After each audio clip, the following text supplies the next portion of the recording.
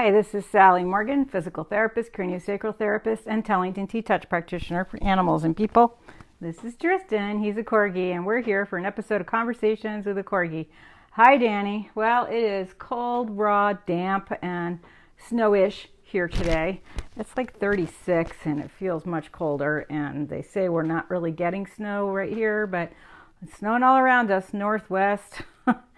And anyway, so I wanted to talk about something today that people don't think about very much with pets. But about a week and a half ago, my mother woke up in the middle of the night to thrashing and whining on the floor from her Schnauzer, who is 15.3 years old. And she got down on the floor with her and she couldn't calm her down, and she didn't know what was wrong with her. She didn't know if she couldn't get up. She didn't know if she was having some kind of a seizure. She just had no idea. And the dog was on the hardwood floor, not on the very cushy carpet. So she was trying to pull the dog onto the carpet. Shotzi weighs probably 50 pounds and my mom weighs about 100 pounds. So she couldn't really get the dog over onto the rug and keep her there. And she was just trying to comfort her. But then my mom started to get into a panic because this went on for a while, 15, 20 minutes. And she finally yelled upstairs to my sister. Obviously, there's a vet in the house. Why wouldn't you have called her right away? But my mom is always trying to keep everybody else from having to struggle. Anyway, so my sister ran downstairs and reported that Shotzi was having a stroke and they needed to get her to the vet hospital. So my sister, who doesn't weigh more than 120 pounds, carried Shotzi to the car, and Hugh was all ready to start driving them to the clinic. So, and why would they do that? One of the things that happens when your dog has a stroke, what that basically is a blood clot in the brain. It can also be some other thing like bacteria or, some other kind of like lipid matter from the body that goes in the brain, but it cuts off the blood supply to that part of the brain, which puts everything in the brain in chaos.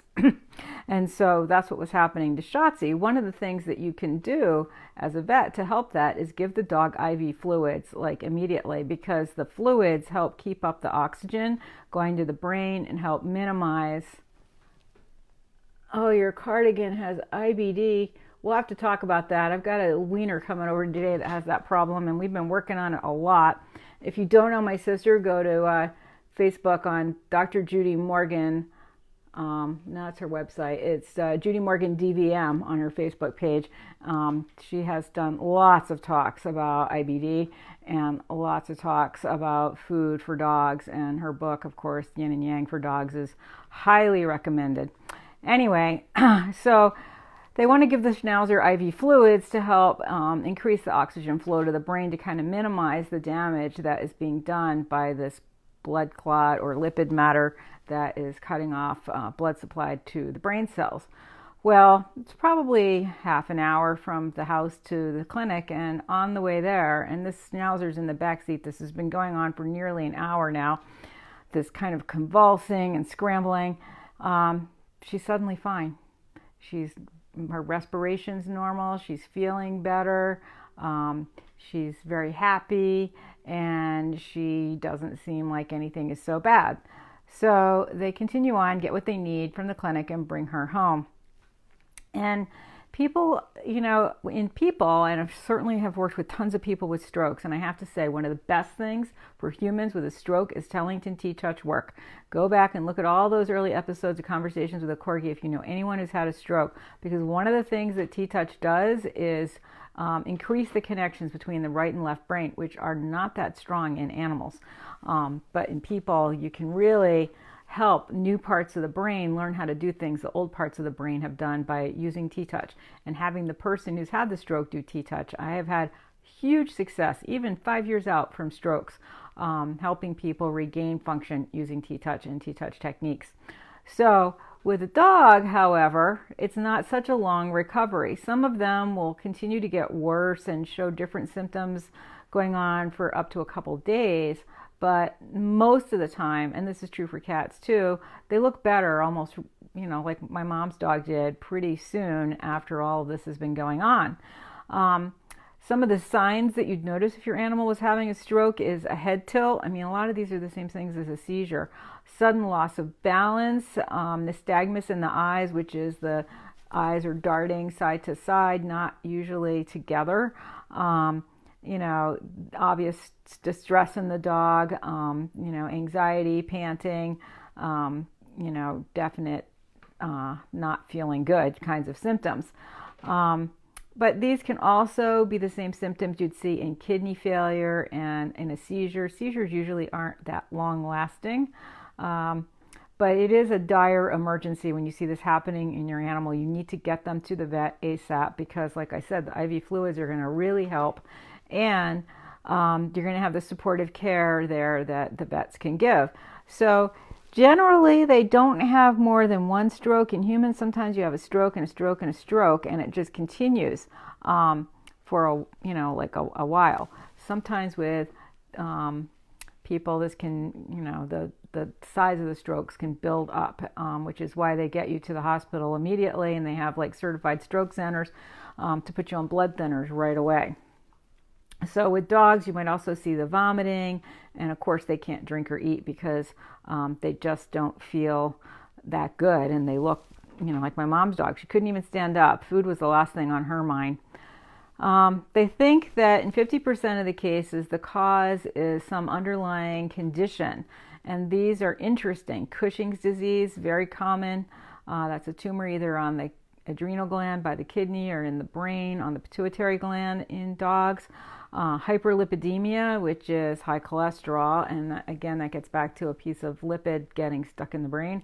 Kidney disease, hypertension, which is high blood pressure, diabetes, or hypothyroidism. That's when the thyroid's not working well. That goes along with the Cushing's disease. So you can see that a lot of senior dogs fed a poor diet, particularly when they're ending up with these diseases, are prone to the possibility of getting a stroke. And of course, there are cases where they don't have any idea what happened. And, I've treated a fair number of cats after a stroke that are not recovering right away. Often they've had the stroke on Thursday. They're back with their people. I see them Friday and Saturday and Sunday, and they gradually regain control. I've seen dogs, usually they look pretty good after a stroke. I mean, I haven't seen dogs dragging their legs like the cats I've seen, that's for sure. And part of that is that cats have 9 lives for real. They will rally from the most terrible circumstances and do all right.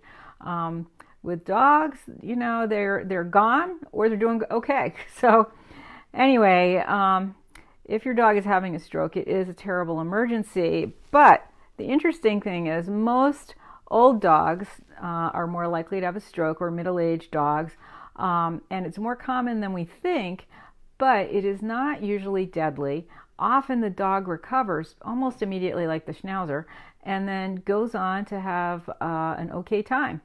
One of the things my sister did for Shotzi was put her on CBD oil, and I'm not sure what the thinking was for that, other than that it does decrease inflammation overall in the body. And if she has any of those other concurrent kind of diseases going on that I mentioned, the thyroid, the Cushing's, that the CBD would help that. And of course, there are 2 kinds of dogs, breeds, where strokes are more common. And what are they? Cavalier King Charles Spaniels and Greyhounds. Schnauzers was on that list. And of course, my sister would be an expert in this because she's had lots of Cavalier King Charles Spaniels. But I've seen this more commonly, and it isn't uncommon at all, in Yorkies. I've had a couple of Yorkies that in my practice that have had strokes, or were throwing blood clots to the brain and creating abnormal behavior. The strokes were much less severe than the Schnauzer was undergoing, and so you just see this sudden change in behavior and inability to function in the dog, and then they seem okay 10 minutes later.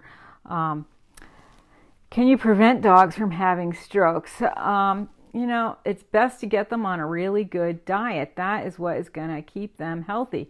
You want to minimize all these other problems that they get in old age. Your dogs get CBD and golden paste, Jim. I know. So your dogs probably won't have a stroke. Do you have Cavaliers, Jim and James? Let me see what that picture is. I don't know. That looks like people. So I don't know what kind of dogs you have, but yeah, if you have one of these kinds of dogs, and I would include Yorkies in that group, the CBD and the golden paste are good things to do because that does decrease the inflammation in the body and does keep things like the kidney failure from mounting up, and prevents it even in some cases for lots of dogs. So usually 75% or so of the dogs who have a stroke get better. But it might take a little bit more than a week. But when you hear the prognosis for humans, I mean, when I started in PT 25 years ago, oh, you have Poms and a Chihuahua. Well, good for you. Those are cute little guys. When I started in PT 20 years ago, they were only reimbursing you for stroke rehab for like 6 months, saying that you couldn't get better after that. Of course, they hadn't done that many long-term studies. Now I think they're reimbursing you for up to a year, maybe 18 months after a stroke with a human. But look at the amount of time versus a couple of weeks for a dog to recover. So, and I, of course, with the alternative work I do, I've seen many people get gains after a stroke 5 years later. And it just takes a lot of rehab with the people that know how to do it, and other changes to the person, their lifestyle and things. But with your dog, certainly if your dog has had a stroke, I would want him on a good diet to support him based on the principles of Chinese medicine, absolutely. And, to not give him kibble and not give him high carbohydrate foods that are going to lead to those conditions like Cushing's that can create this problem. Often dogs will live for years and years after a stroke, and they may never have another one. So that's an important thing to keep in mind. I know my poor mom, she thought when that dog went out the door with my sister that she would never see her again. And luckily, the Schnauzer came home, and my mom was just, the emotional roller coaster was a lot for her. And, she is just so glad to still have her dogs. So one of the other things that might seem related to this is the idea of vestibular disease. That's where the dogs have balance problems, and you may see that eye movement with it. They don't want to eat, they have some nausea, and the dog is not able to stand or walk. But again, this also dogs recover from.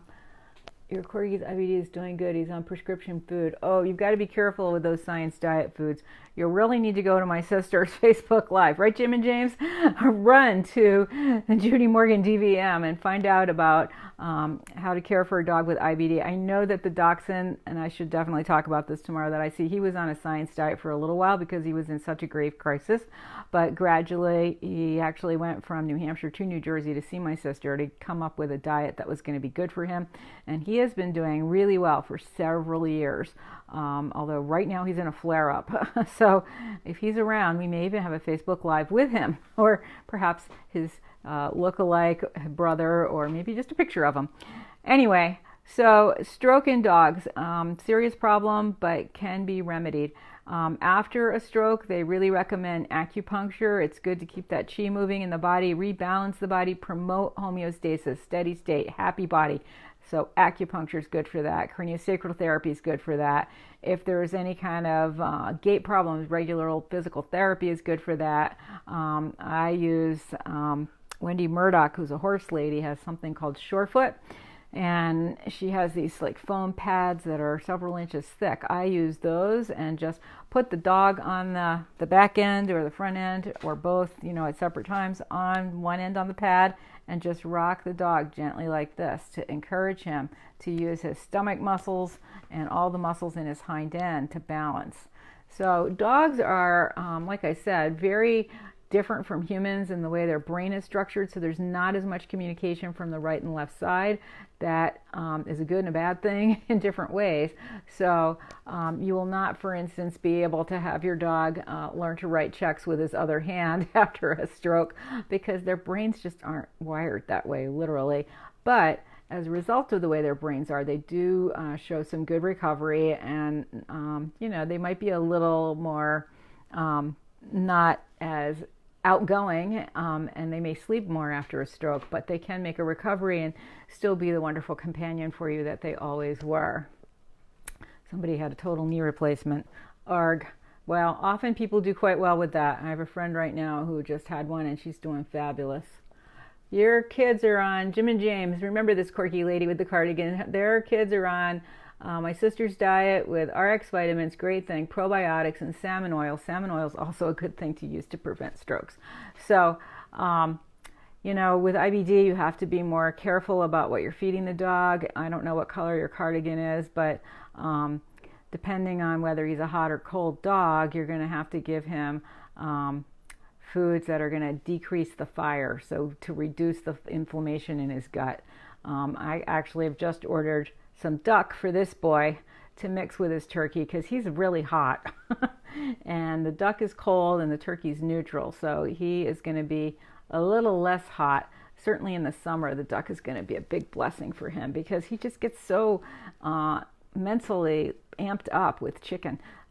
He's like a little kid on chocolate where they had a cup of coffee. He just can't focus. So I think the duck's going to be a good thing for him. Anyway, thanks for joining us today. We'll be back tomorrow with another episode of Conversations with a Corgi. I will try to remember to talk about IBD, and particularly in reference to this dachshund I know, because his history is quite interesting and extensive. I've known him a long time.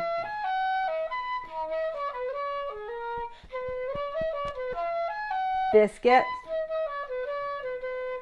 We're going to stay in and make soup. It's yucky out.